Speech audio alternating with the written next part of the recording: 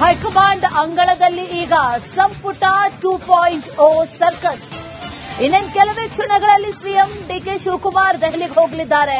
CM ಜೊತೆಗೆ DCM Parameshwar ಕೂಡ ದೆಹಲಿಗೆ ಪ್ರಯಾಣಿಸುತ್ತಾರೆ. ಪ್ರಸಕ್ತ ರಾಜಕೀಯ ವಿದ್ಯಮಾನಗಳ ಬಗ್ಗೆ ವರಿಷ್ಠರ ಜೊತೆಯಲ್ಲಿ ಚರ್ಚೆಯನ್ನು ನಡೆಸುತ್ತಾರೆ, ಸಭೆಯನ್ನು ನಡೆಸುತ್ತಾರೆ. ಸಚಿವ ಸಂಪುಟ ವಿಸ್ತರಣೆಯ ಬಗ್ಗೆ ಕೂಡ ಪ್ರಸ್ತಾಪ ಆಗುವಂತ ಸಾಧ್ಯತೆ ಇದೆ.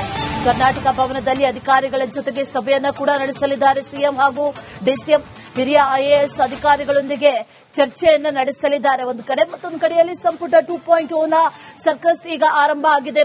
ಮುಂದಿನ ಹಂತದಲ್ಲಿ ಯಾವ ಶಾಸಕರನ್ನ ಸಚಿವರನ್ನಾಗಿ ಸೇರ್ಪಡೆ ಮಾಡಿಕೊಳ್ಬೇಕು ಅನ್ನುವಂಥ ವಿಚಾರ. ಈಗಾಗಲೇ ಸಾಕಷ್ಟು ಸಚಿವಾಕಾಂಕ್ಷಿಗಳಿದ್ದಾರೆ. ಅವರಲ್ಲಿ ಯಾರಿಗೆ ಮಣೆಯನ್ನ ಹಾಕಬೇಕು, ಯಾರಿಗೆ ಈ ಬಾರಿ ಅವಕಾಶವನ್ನ ಕೊಡಬೇಕು ಅನ್ನುವಂತಹ ನಿಟ್ಟಿನಲ್ಲಿ ಸಾಕಷ್ಟು ಚರ್ಚೆಗಳನ್ನ ಈಗಾಗಲೇ ಮಾಡಿದ್ದಾರೆ ಸಿಎಂ. ಈಗ ವರಿಷ್ಠರ ಜೊತೆಯಲ್ಲಿ ಚರ್ಚೆಯನ್ನ ನಡೆಸಲಿದ್ದಾರೆ. ಸಿಎಂ ಆಗಿ ಪ್ರಮಾಣ ವಚನ ಸ್ವೀಕರಿಸಿದ ನಂತರ ಮೊದಲ ಬಾರಿಗೆ ಸಿಎಂ ಈಗ ಹೋಗ್ತಾ ಇರೋದು ದೆಹಲಿಗೆ. ಹಾಗಾಗಿ ಸರ್ವೇ ಸಾಮಾನ್ಯವಾಗಿ ಕುತೂಹಲವಂತೂ ಇದೆ. ಅವ್ರ ಜೊತೆಯಲ್ಲಿ ಡಿಸಿಎಂ ಕೂಡ ಈಗ ತೆರಳುತ್ತಾ ಇದ್ದಾರೆ. ಒಂದಷ್ಟು ಚರ್ಚೆಗಳಾಗುತ್ತೆ. ಮುಂದಿನ ಹಂತದಲ್ಲಿ ಯಾರ್ಯಾರಿಗೆ ಅವಕಾಶಗಳನ್ನ ಕೊಡಬೇಕು, ಜೊತೆಗೆ ಯಾರ್ಯಾರು ಅಸಮಾಧಾನಿತರಿದ್ದಾರೆ ಅವರನ್ನ ಸರಿಪಡಿಸೋದು ಹೇಗೆ ಅನ್ನುವಂತಹ ನಿಟ್ಟಿನಲ್ಲಿ ಸಾಕಷ್ಟು ಸವಾಲುಗಳಿದೆ. ಹಾಗಾಗಿ ಎರಡನೇ ಲಿಸ್ಟ್ನಲ್ಲಿ ಯಾರ ಹೆಸರು ಇರುತ್ತೆ ಅನ್ನುವಂತಹ ಕುತೂಹಲ, ಆ ಕುತೂಹಲಕ್ಕೆ ಸಂಬಂಧಪಟ್ಟಂತೆ ಇವತ್ತು ಒಂದಷ್ಟೇ ಚರ್ಚೆಗಳು ಆಗುತ್ತೆ. ಇವತ್ತೇ ಹೆಸರುಗಳು ಅಧಿಕೃತವಾಗುತ್ತಾ ಇಲ್ವಾ ಅನ್ನುವಂತಹ ಪ್ರಶ್ನೆಗಳಂತೂ ಇದೆ. ಇವತ್ತು ಯಾವುದೇ ರೀತಿಯ ಚರ್ಚೆಗಳಾದರೂ ಕೂಡ ಅದನ್ನ ಅನೌನ್ಸ್ ಮಾಡೋದು ಅನುಮಾನ ಅಂತ ಹೇಳಲಾಗ್ತಾ ಇದೆ. ಆದರೂ ಕೂಡ ಕರ್ನಾಟಕ ಭವನದಲ್ಲಿ ಅಧಿಕಾರಿಗಳ ಜೊತೆಯೂ ಕೂಡ ಒಂದು ಸಭೆಯನ್ನ ನಡೆಸ್ತಾರಂತೆ ಸಿಎಂ ಹಾಗೂ ಡಿಸಿಎಂ. ಮುಂದಿನ ಹಂತದಲ್ಲಿ ಹಾಗಾದ್ರೆ ಅವಕಾಶ ಯಾರಿಗೆ, ಅದರಲ್ಲಿ ಕಿರಿಯರಿರ್ತಾರೋ, ಹಿರಿಯರಿರ್ತಾರೋ, ಅನುಭವಿಗಳಿರ್ತಾರೋ, ಕೊಟ್ಟಂತಹ ಖಾತೆಯನ್ನೇ ಮತ್ತೆ ಪುನರಾವರ್ತಿಸ್ತಾರೋ, ಏನಾಗುತ್ತೆ ಅನ್ನುವಂತಹ ಒಂದಷ್ಟು ಪ್ರಶ್ನೆಗಳಿದೆ. ಕೊಟ್ಟಂತಹ ಖಾತೆ ಈಗಾಗಲೇ ಅನೇಕ ಸಚಿವರಿಗೆ ಸಮಾಧಾನ ತಂದಿಲ್ಲ. ಆ ಬದಲಾವಣೆಗಳು ಏನಾದರೂ ನಡೆಯುತ್ತೋ ಅದರ ಬಗ್ಗೆ ಚರ್ಚೆಗಳನ್ನ ಈಗ ವರಿಷ್ಠರ ಜೊತೆಯಲ್ಲಿ ಮಾಡಲಾಗುತ್ತಾ ಅನ್ನುವಂತಹ ಒಂದಷ್ಟು ಪ್ರಶ್ನೆಗಳಿದೆ. ಸದ್ಯಕ್ಕೆ ಇವತ್ತು ಸಿಎಂ ಹಾಗೂ ಡಿಸಿಎಂ ಇಬ್ಬರು ಕೂಡ ದೆಹಲಿಗೆ ಹೋಗ್ತಾ ಇದ್ದಾರೆ. ಅಲ್ಲಿ ಒಂದು ಸುತ್ತಿನ ಸಭೆಯನ್ನ ಕೂಡ ನಡೆಸಲಿದ್ದಾರೆ. ಆ ಸಭೆಯಲ್ಲಿ ಚರ್ಚೆಗಳಾಗುತ್ತೆ ರಾಜಕಾರಣಕ್ಕೆ ಸಂಬಂಧಪಟ್ಟಂತೆ. ಎಲ್ಲದಕ್ಕೂ ಕೂಡ ಸುಸೂತ್ರವಾಗಿ ಒಂದು ಪ್ಲಾನ್ ಅನ್ನ ಹೆಣಿತಾರ ಅನ್ನುವಂತ ಒಂದಷ್ಟು ಪ್ರಶ್ನೆಗಳಂತೂ ಸದ್ಯಕ್ಕಿದೆ. ದೆಹಲಿಗೆ ಹೋಗ್ತಾ ಇದ್ದಾರೆ. ನೋಡ್ಬೇಕು ಏನಾಗುತ್ತೆ, ಯಾವ ರೀತಿಯ ಸೂತ್ರ ಈಗ ರೆಡಿ ಆಗುತ್ತೆ ಅನ್ನುವಂತಹ ಪ್ರಶ್ನೆ ಈಗ ಸದ್ಯಕ್ಕಿದೆ. ಡೀಟೇಲ್ಸ್ ಅನ್ನ ಕೊಡ್ತಾರೆ ನಮ್ಮ ಪ್ರತಿನಿಧಿ ಸುರೇಶ್, ನೇರ ಸಂಪರ್ಕದಲ್ಲಿ ಜಾಯಿನ್ ಆಗಿದ್ದಾರೆ. ಸುರೇಶ್, ಸಿಎಂ ಆದ ನಂತರದಲ್ಲಿ ಮೊದಲ ಬಾರಿಗೆ ಹೋಗ್ತಾ ಇರೋದು, ಆ ಒಂದು ಕುತೂಹಲ ಒಂದು ಕಡೆ ಆದ್ರೆ ಮತ್ತೊಂದು ಕಡೆಯಲ್ಲಿ ರಾಜ್ಯದಲ್ಲಿ ಈಗಾಗಲೇ ಇರುವಂತಹ ಅಸಮಾಧಾನ, ಸಚಿವಾಕಾಂಕ್ಷಿಗಳ ಲಿಸ್ಟ್ಗಳು ಹೆಚ್ಚಾಗ್ತಾ ಇದೆ. ಯಾರ್ಯಾರಿಗೆ ಸ್ಥಾನ ಕೊಡಬೇಕು, ಕೊಡಬಾರದು ಅನ್ನುವಂತ ಕನ್ಫ್ಯೂಷನ್. ವರಿಷ್ಠರ ಜೊತೆ ಸಭೆ ಏನೇನು ಚರ್ಚೆ ಆಗಬಹುದು?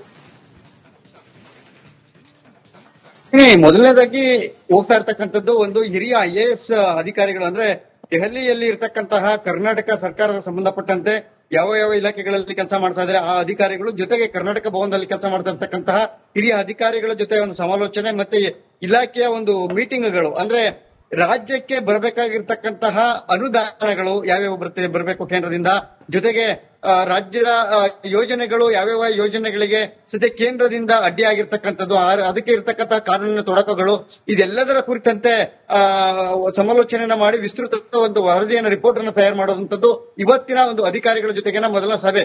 ಆ ಸಭೆ ನಂತರ ನಾಳೆ ನೀತಿ ಆಯೋಗದ ಸಭೆ ಇದೆ. ಇದೆರಡರ ಜೊತೆಯಲ್ಲಿ ಪಕ್ಷದ ಕೆಲಸ ಕೂಡ ಇರತಕ್ಕಂಥದ್ದು. ಈಗ ಡಿಕೆ ಶಿವಕುಮಾರ್ ಅವರಿಗೆ ಸವಾಲಾಗಿರ್ತಕ್ಕಂಥದ್ದು ಸರ್ಕಾರನ ರಚನೆ ಆಯ್ತು, ಆದ್ರೆ ಈಗ ಇರತಕ್ಕಂಥದ್ದು ಸಂಪುಟ ವಿಸ್ತರಣೆ ಬಹಳ ದೊಡ್ಡ ಸವಾಲಾಗಿರ್ತಕ್ಕಂಥದ್ದು.